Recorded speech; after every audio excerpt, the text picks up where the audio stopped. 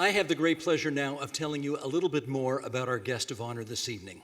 Rosalie Abella was born in what they called back in the day a DP camp, displaced persons camp, in Stuttgart, Germany, July 1st, 1946. She was born on Canada Day. How prophetic was that? Both of her parents had survived concentration camps and unimaginable loss during the Second World War.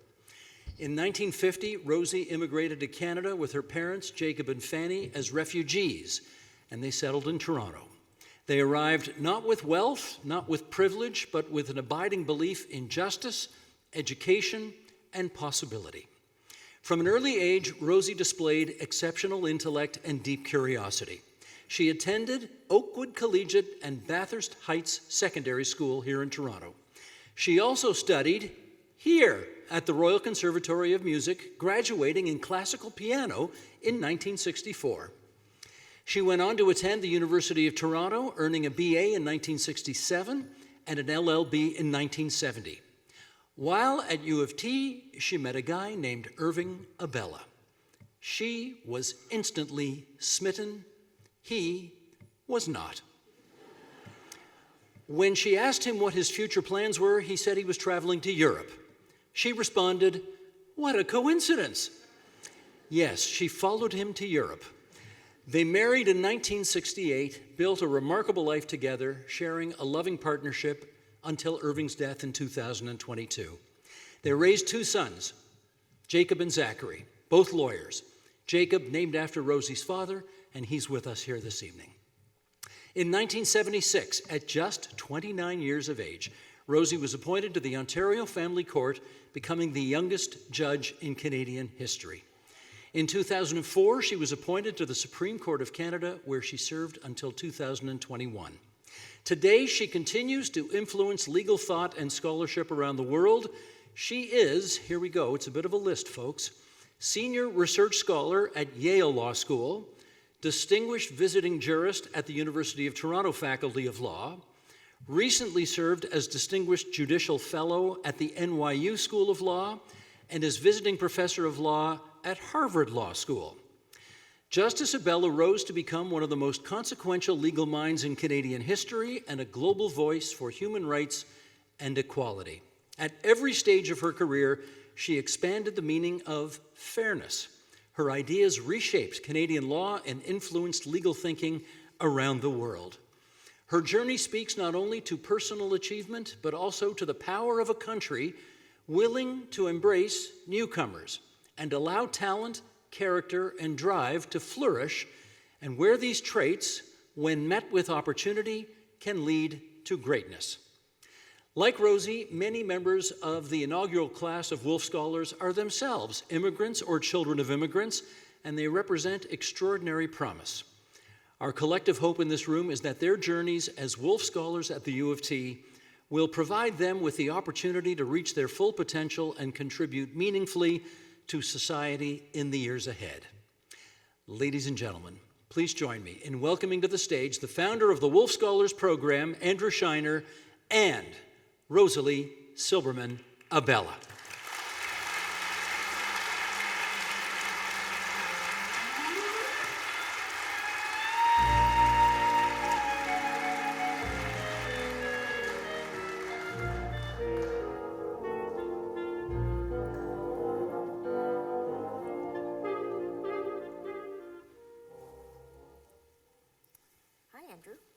Rosie, this is so nice.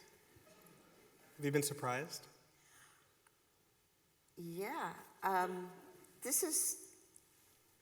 surprised because this really is for 16 scholars, and I'm happy to tag along and get the benefit of their glory.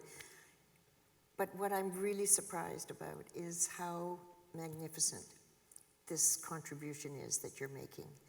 To go to the trouble of choosing these 16 remarkable young people and offer them the chance to make Canada greater by offering them the university that made me the person that I am, is just fantastic. So I would say this is an evening in honor of your vision and their future contribution, and I'm very proud to be a part of it. Well, thank you.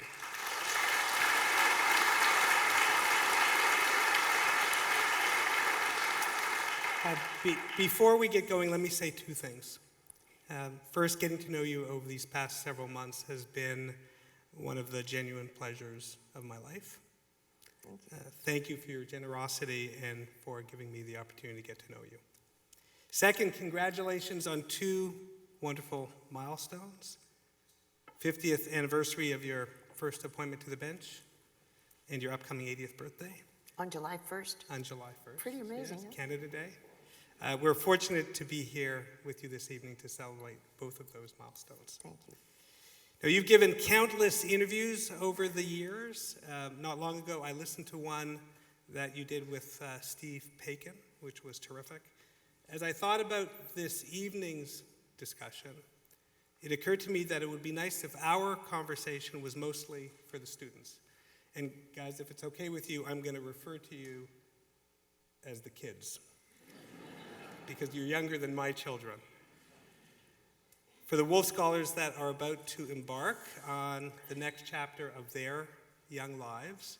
So if you're willing, let's imagine that this isn't a conversation between you and me, but rather between you, me, and the Wolf Scholars that are with us this evening. And let's pretend that we're not sitting here in Kerner Hall in front of 700 guests, but around the fireplace in the library on the main floor at the monk school, having a conversation about life, leadership, purpose, and the lessons that you've learned over 8 extraordinary decades. You were once very much in their shoes. A young woman finishing high school, preparing to head off to the University of Toronto to study within the Faculty of Arts and Science. To begin, can you introduce us to 17-year-old Rosie Abella? Oh, she was so cute. Well, let me say to all of you who are the Wolf Scholars, it's very hard for me to remember 17, but one of the things that I do remember is how excited I was about the fact that I knew nothing about what was waiting for me, except that I was going to give it everything I had.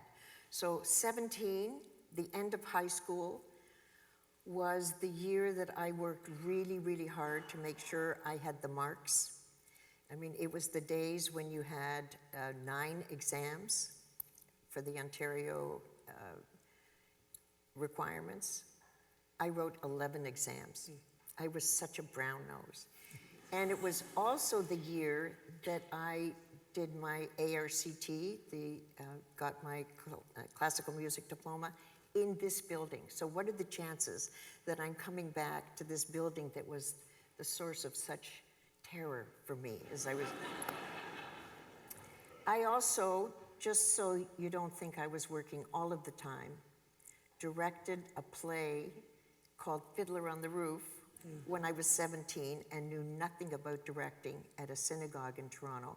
It was a big success, and so I thought I'll go forward. Maybe I'll write plays, and I wrote something the next year called Fiddler in a Flat, called about Tevye coming to America. It was a dud. It was terrible. And I also said to my parents, I really think I should go to Radcliffe. And it was the shortest conversation of my life. My father said, there's a perfectly good university here, you're going to the University of Toronto.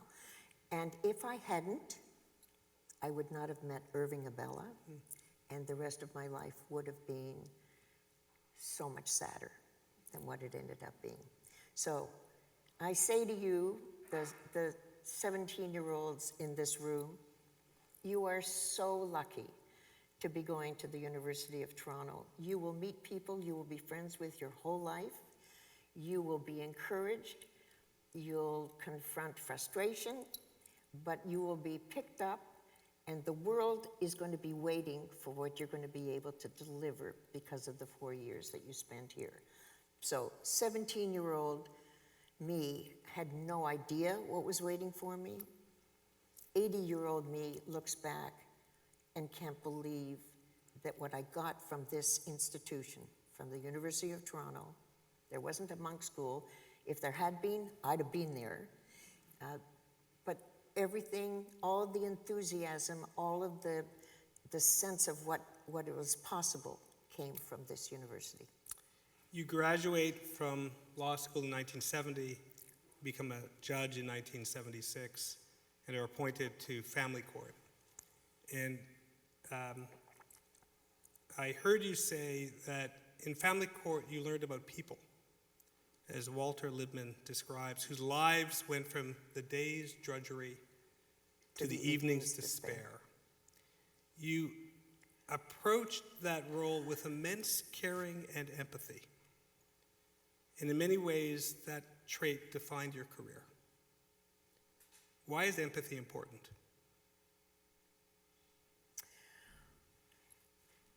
Well, one of the things that you think you're sure about is everything when you're 17, 18, 19, 20 years old. I think back to the years of law school, practicing law, and feeling that I knew the world, I knew the answer to most questions.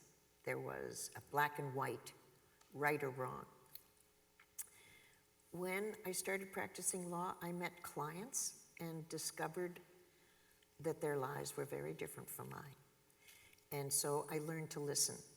My life, even though my parents were survivors of the Holocaust, they were very happy people, very positive. They were open about their experiences, talked to me without any hesitation when I asked questions, and I asked a lot of questions. And so I thought everyone was growing up in a very happy home the way I was. Clients introduced me to a world of reality that was so different from mine that I really had to learn to pay attention to what they were telling me, because it wasn't easy to process given the very fortunate circumstances I felt I had come from. But somehow, I'm sure there was a kernel of understanding that they had come from something that was a warning sign, and that I should be aware that there were things in life that weren't always as benign as they felt to me. And it was my client group that introduced me to what it felt like to be afraid, to be poor, to have fear of the unknown. And so I changed from the Pollyanna, I can do anything, I can be anything, that I had been encouraged to feel at home, into coming into contact with a real world. Now, why is that important? Why is empathy important? That training as a lawyer then fed into my being a family court judge. There were no other women on the family court at the time, and I was 7 months pregnant with our second son. And I was deciding for 7 years, every day, whether to take other people's children away. It easily the hardest judging I've ever done, because I had no idea whether I was doing the right thing. Judging in the family court is predicting an unknown. What will turn out to be best for this job? And these were not people who had the same experiences I had, raising 2 wonderful, healthy sons with an amazing husband. They were experiencing and begging for relief. So what did I learn? I learned to listen very differently. I started with my clients, and with them, I learned not to be top dime as a judge. I learned that it was their story that was important, not how I felt I would have handled a situation from my fortuitously wonderful life. So I respected their strength, their tenacity, their resilience, and that was the quality of empathy that made me understand why being a judge means preserving not just the wisdom to know how to apply the law, but the humanity in how to apply the law. Don't you think empathy is important? I do. Do you think it can be taught, or does it need to be developed through life experience? Well, I can give you two examples of how even if you think you're well educated, and you're living in stereotypes that you don't realize you have.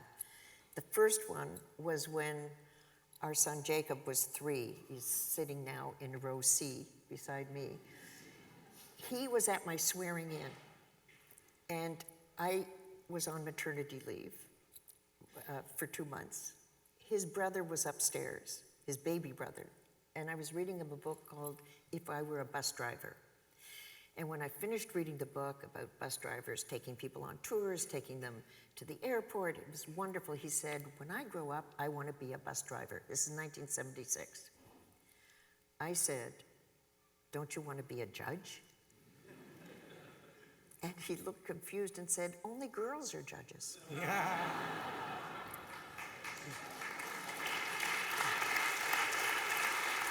So that's my first experience with, oh, right, that's the only judge he knows is a girl, therefore judges are girls.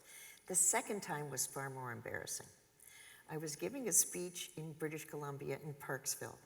I always phoned home as soon as I got to wherever I was, and I was the keynote speaker, so I had a very nice room overlooking what was the most astonishing beach I'd ever seen in my life. And I phoned my husband and said, I was here. I would call him after the speech, but I didn't because it was 3 in the morning, Toronto time, when it was all over. But I called him the next morning, and I said, have you read the papers today? And he said, sure, yeah, why? I said, is there anything in there about anything that's happened out west? He said, no. Really? Everything is no tsunami, nothing? No, why? What are you talking about? He said, he was just confused with the question, and I said, the beach is gone. And he paused because he didn't believe what I had just said. And he said, tides? Oh, is that what a tide is?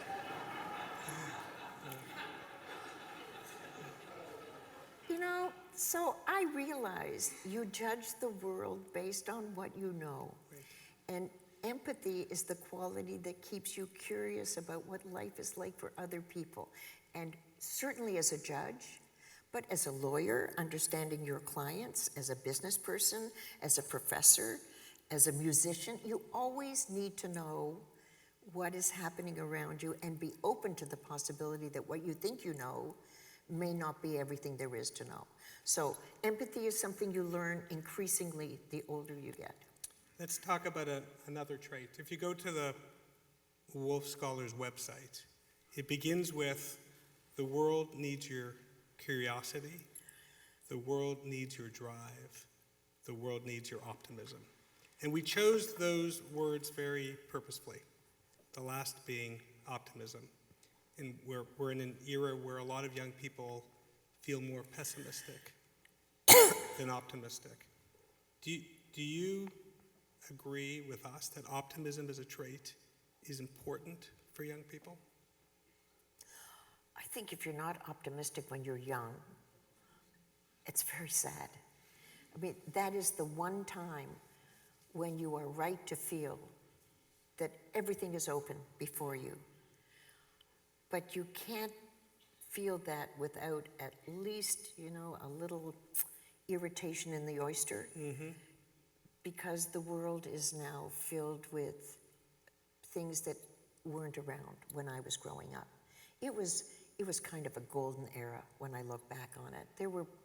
There were barriers for people who were women, barriers for people who were Jewish, barriers for people who had disabilities, who were indigenous, who weren't white. But they were all overcomable. And my generation was spent trying to overcome them so that we became fairer to as many people as we had forgotten, so that they all felt that they were equal participants in society. Today, I feel a sense of fear about technology that is unknowable. I feel that there is a globalization of hate that terrifies me, not just because I'm Jewish and I feel a surge in anti-Semitism, but there's hate generally. I feel that there is an inability on the part of the countries we depend on to comply with the bargain we made after the Second World War, that we would work towards the possibility of reducing conflict. So technological unknowns, political unknowns, a revision of our understanding of what it was we were trying to do this whole generation makes it harder to be more resolute. But I would say, as a Canadian, that we are probably, at the moment, the best country in the world as an avatar of what is possible. I think we do human rights better than anyone else. I think we understand the justice system better than anyone else. I think we are kinder and gentler. We're not afraid of regulation. We're not afraid of change, but we're moderate. And I feel confident that that character and the commitment to those values of humanity, which I think are core Canadian values, will protect us to some extent from what's happening. And I also think it will make scholars like the Wolf Scholars who get trained here a very desirable export for the rest of the world, who will come to us increasingly and say, tell us how you did this. Tell us about your constitutional experiment. Tell us how you deal with diversity and multiculturalism. Tell us how you encourage people to be everything they want to be. Tell us how you protect those core values and yet allow expansive change. Tell us how you resist the polarities of the left-right dialogues that go on in other countries near us. Tell us how you protect the media's independence. Tell us all of those things that you do. And I mean, our whole life was preparing for this moment. We never lost touch with who we were and what we wanted to be. So our objective, in many respects for this program, is to train these young people to be strong critical thinkers, to tackle their generation's problems, many of which are unknown, to have a framework, right, for how to think about them. You led an important commission back in the 1980s, whose mandate was to recommend how we in Canada should define equality under the law. And maybe just a bit of background for the kids. Specifically, you had to figure out what equality should mean under the new Section 15 of the Canadian Charter of Rights and Freedoms, that stated that every individual is equal before and under the law. And the question was, what does equality mean? This was a hard question that you've said really challenged you. You've quoted Isaiah Berlin, which you just did again. There is no pearl without some irritation to the oyster. So it was a difficult and not obvious question. And for the Wolf Scholars' benefit, in many countries prior to that, equality was viewed as simply existing if you treated people the same way. Basically, as you described it, factual equality. Right. So Justice Abella recommended that our standard in this country should be substantive equality that considers whether the rule in question is fair or just. You wrote, equality does not mean treating everyone the same. Sometimes treating people identically produces inequality. That's a very long lead into my question. What I'm interested in was how you came to the answer. Not only did you cross the country and speak to a lot of people, But you said you read a lot. You read did. Hobbes and Locke And and Aristotle. Aristotle and Plato. So my question is, why? Why was that necessary to help you get to the answer? And what is the lesson in that for the kids? In 1983, the Liberal government of Pierre Elliott Trudeau was being importuned constantly by women's groups to have affirmative action in Canada the way the Americans had it. And my understanding is, because I was a family court judge at the time, not part of the political process, that they would go to business groups and say, women's groups are interested in affirmative action, what do you think?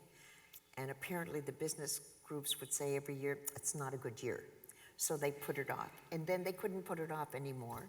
So they did what often happens to put a policy issue aside for the moment. They created a Royal Commission. But it was a one-person, one-year Royal Commission to study 60% of the population. Indigenous people, persons with disabilities, women, and visible minorities. Just you, Just me, one person. one person. Family court, Yeah, provincial court, yeah. federal Royal Commission. At the same time, there was a federal Royal Commission, 7 people, headed by a Quebec Court of Appeal judge, multi-year, multi-million-dollar, to study baby seals. So I knew this was not something anybody was eager to take terribly seriously. Let's give it to Rosie. But I'm a Jewish, female, immigrant, refugee who knows she doesn't fit but never felt she didn't belong. And so I took it very seriously. And I went across the country and I listened to each of the 4 groups in every city, 16 cities. I met with business and labor groups in each of those cities. I listened. This is what judges do. And I found myself confronting my own stereotypes everywhere I went. And what I got from it, I put that aside, those meetings. I had all of my readings, the political philosophers, and I also read every single decision of the American Supreme Court on the 14th Amendment, which is their equality provision. They were the only other country in the world that had a definition of equality at the time. And I thought, if I'm doing a Royal Commission on Equality in Employment, I better start with explaining what I think equality is. And as I read the American approach, which was the Aristotelian approach, treat everyone the same, treat likes alike, treat all pregnant women like other pregnant women, treat all persons with disabilities like other persons with disabilities. Well then, if you don't acknowledge how different they are and how different their identities lead to different needs, there's no ramp, there's no childcare, there's no recognition of racism, there's no recognition of indigenous maltreatment. And so my brain wasn't accepting the American approach. And so I spent 1 month, I still write by hand, writing by hand what I thought equality meant. Because it didn't make any difference anyway, they weren't going to take it seriously. So if I were to design a mechanism, I had to first understand what the conceptual framework was going to be. And I found myself writing that equality was about fairness, and that fairness did not come from treating people the same, that was a civil libertarian concept. What do I mean? Every individual is free to be free from an unreasonable state. Those are the criminal code provisions, the right to a trial, the right to vote. Human rights, which we learned after World War II, your identity as a member of a group, requires that identity be recognized and accommodated in order for you to be treated as an equal. So that's the definition of equality I came out with. And I also, after speaking to business, who were wonderful in helping me navigate, they said, if you don't make us do it, we're not going to do it. And so I said, it has to be a requirement that these groups are introduced into the workplace with the goal of matching their numbers in the population, but no quotas, unlike the Americans. And as a Jew, quotas used to keep us out. So I didn't like quotas, and I also had confidence that the business and labor communities would work it out. So I came out with a report, said what I thought equality meant, and said it should be done with a legal requirement. And I want you all to know that when my report came out on November the 20th, 1984, not only did it come out to a conservative government at the time, I united Canada. Very hard to get a Royal Commission that unites the country. How? Every single editorial in the country said, this is horrible. You're gonna make businesses hire people? This is reverse discrimination. So I went around making speeches about, no, it's reversing discrimination and it's not opposed to the merit system. It is really the introduction of the merit system. But I confronted for the first time, after being a 37-year-old family court judge, adorable mother of two, became the virago of the Western world. And I discovered controversy. And it was a very hard thing.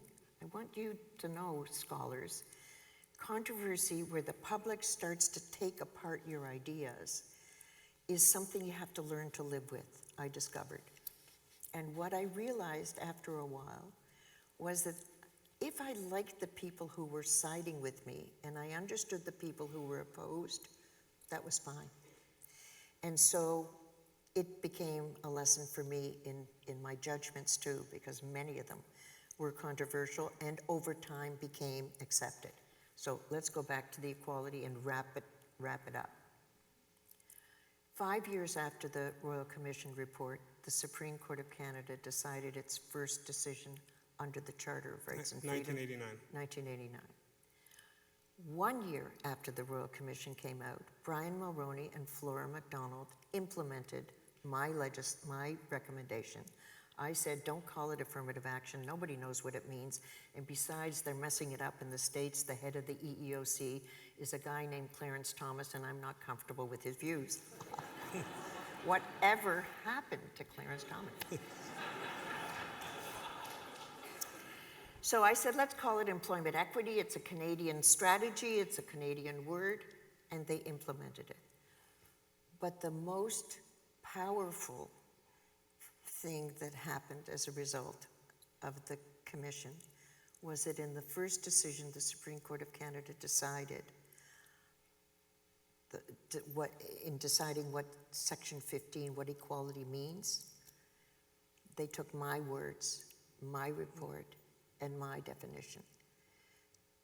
Not only that, they did it in a case that involved a British Columbia lawyer who wasn't a citizen and wanted to be able to practice law. Wow.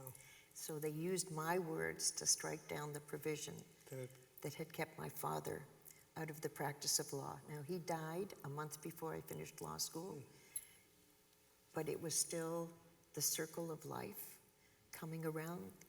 All of that controversy, all of that, we won't take it seriously anyway, didn't matter. It was all worth it.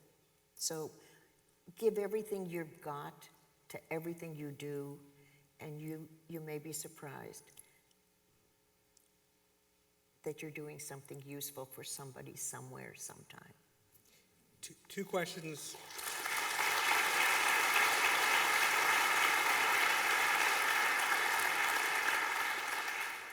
Two questions, Rosie, from the scholars. We asked them to send us questions that they'd like you to address. The first, which goes to the controversy you just described.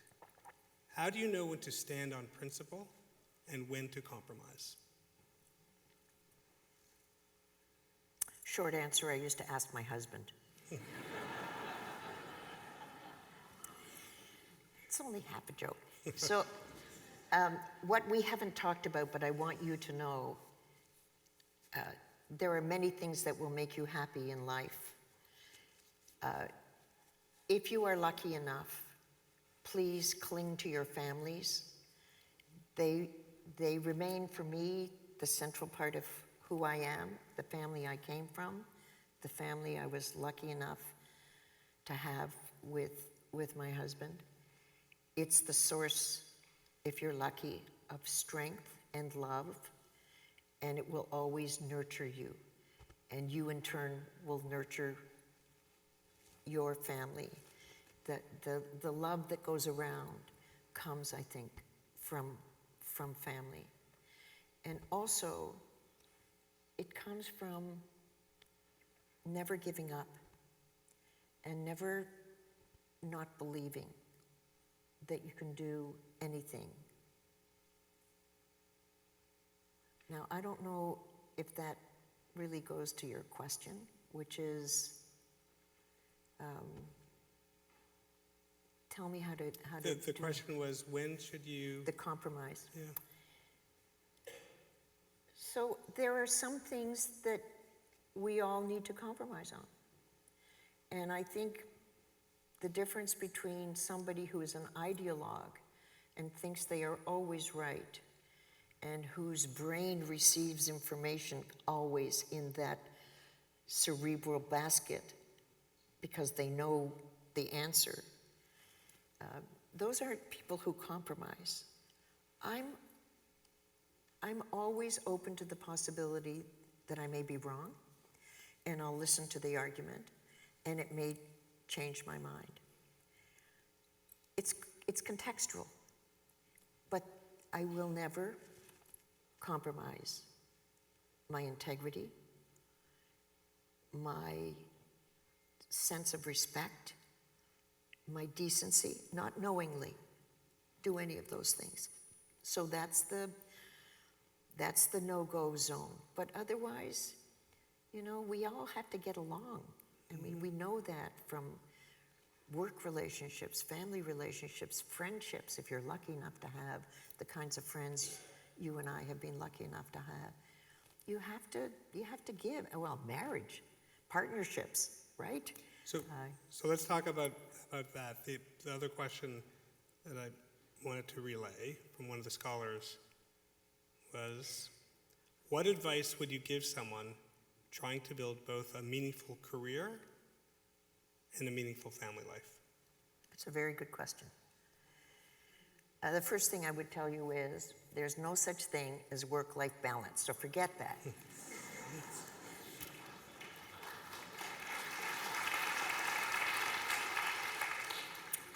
You know, I feel so lucky that I didn't know any other mothers who were lawyers, because it meant that there were no role models. There was nobody saying, now this is how you do it. This is how you combine all of those things. We did what worked for us and our kids. I came home every night for dinner at 6 because I wanted to see my kids. And then I went back down to the office every night after we put them to bed. Because there was nobody, and when I came back to the office, I saw all the husbands coming out of the office and going home and missing their kids. But they had wives. So you have to do it your way, and I could do it my way because there was nobody telling me what that way was. Now, the pressure on people who have so many books on how you do it, and so many rules on how you do it, and so many lean in, lean out, lean up, lean down. That there is no answer to the question, how do you combine, except what works for you and your partner? How do you feel? Are you in a workplace that is making a life of work, paid work, and family life possible? Are you happy enough, even if it's difficult, that you're ready to try to make it work? Or is it destroying your soul? If it is, move out and go somewhere else. But what there isn't is a magic formula.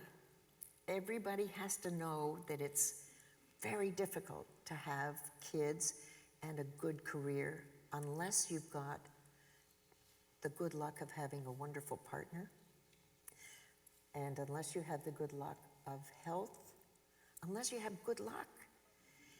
And I have really come to admire, if I'm allowed to say this, not just the women who became members of our profession's business, but I used to get a lot of press requests in the early days, articles on how do you manage, because I was a judge and I had 2 little kids.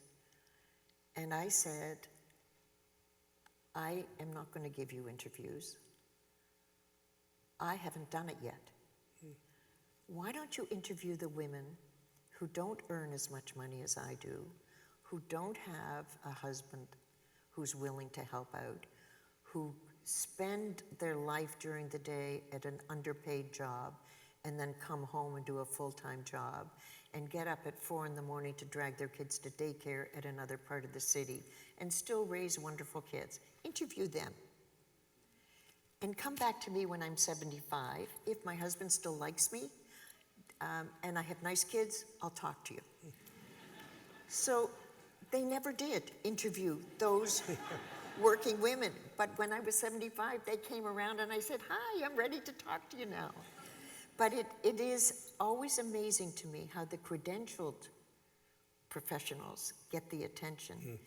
And they should, but so should all of those other people who are doing it without the benefits and the approbation that we're lucky enough to get.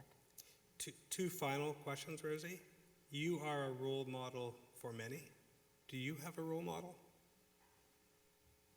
Of course. So when I was younger and read a lot of books, it was Caesar and Bonaparte, Napoleon. Then I started going to movies, and it was Fred Astaire. It wasn't Ginger. I don't know why it wasn't Ginger, but it was Fred Astaire. But then, the older I got, my hero became George Gershwin. Yeah. And I tried to figure out why, and I think the answer is, I mean, you've been very patient. Here you are at a scholastic event, university, cerebral. I mean, it is supposed to be intellectual. I have to say, I love the idea of confusing people by being an extrovert, but I can also do the thinking that the boys can do. But one of the things that I think is so important is to be able to stay on the ground and also do the sophisticated. And that is true of the scholars. So Gershwin wrote Embraceable You. He also wrote the Concerto in F and American in Paris. He could be on the ground doing music that people on the street wanted to hear, and he could also do the most sophisticated classical music. It's that polymathic, multidimensional person that you talked about wanting the scholars to be, that you don't have to be just one thing. The more you know, the more you're prepared to show of yourself, the more you're prepared to stretch so that you are accessible to real people and also to the ages, if you're lucky. That's what a good education can make you believe you can do. So I love him. I feel the same about Leonard Bernstein. He wrote music that was very popular, not as popular as Gershwin's, but popular. And he also wrote very sophisticated classical music. So to be able to do the classical, which I did in this building, and also the music from Hamilton and the music that was so wonderfully played by Tafel Music and by Mark. Why not? Enjoy the things that make you relax. I have music for different tasks. When I'm writing a judgment or a lecture, I have classical music on. That's the brain that needs that music. When I'm researching or preparing, I have jazz. And when I have people in my office just to hang out, it's Broadway. So those are the different parts. And I love all of those parts, and they're all me. So I can do a discussion with a judge from around the world about constitutional theory, and I can also sit at the feet of the people who play music and Broadway and smile. Do you know how I used to get myself out of any kind of despair when I was younger? I would prance around my parents' rec room to Broadway music. If that's how I got out of, that was my therapy, music. Just marching to Barbra Streisand, Don't Rain on My Parade. All of that is so important, I think. Final question, what final words of advice would you give to the Wolf Scholars with us this evening who will embark on their journeys at U of T this coming September? My advice would be, don't take anybody's advice.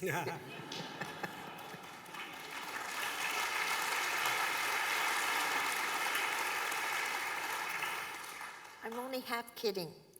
If I had taken the advice of people who really cared about me, I would never have become a lawyer, because everybody said girls weren't lawyers when I was growing up, except two people. My parents said, why not? They didn't know girls weren't supposed to be lawyers in Canada. We were immigrants. But everybody else protectively said, don't be a lawyer. They protectively said, don't be a family court judge. It's the lowest court in the country. One day you could be a federal trial judge. Don't do the Royal Commission, it's controversial. Don't judge a Giller Literary Prize. What do you know about literature? Everything was a don't, but I wasn't afraid to take risks. And the advice was good to hear, but I knew me better than anyone knew me. And you are all very special people, or you wouldn't be here. Enjoy who you are. Ride with that. And just make sure that you get to be the best and happiest version of yourself you can be, and you will be happy.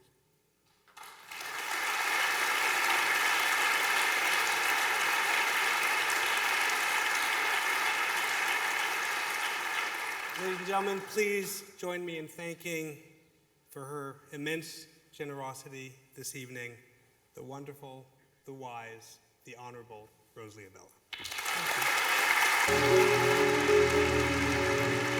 Wonderful, marvelous, that you should care